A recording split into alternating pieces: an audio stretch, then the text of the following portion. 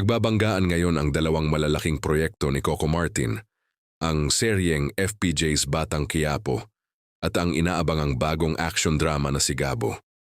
Dahil dito, hindi maiwasang ikumpara ngayon pa lang ng mga manonood ang dalawang palabas, lalo na't parehong may tatak na intense action at makabuluhang kwento ni Coco. Sa kasalukuyan, nananatiling ang Batang Quiapo bilang top rating show sa bansa.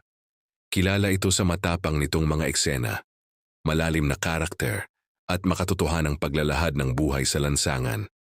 Pinuri rin si Coco sa kanyang husay bilang direktor at aktor na siyang nagbibigay buhay sa karakter ni Tanggol.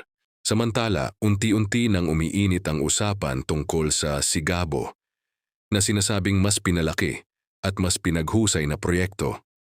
Ayon sa mga ulat, mas magiging cinematic ang approach nito.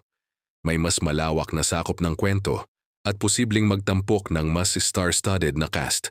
Dahil dito, may mga netizens na nagtatanong, kaya bang higitan ng si Gabo ang tagumpay ng Batang Quiapo?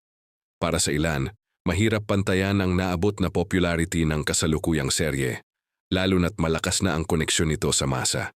Ngunit para naman sa iba, may malaking potential ang si Gabo na magdala ng panibagong level ng action series sa telebisyon.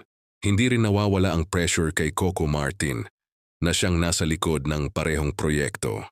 Gayunpaman, kilala siya sa kanyang dedikasyon at kakaibang estilo sa paggawa ng teleserye.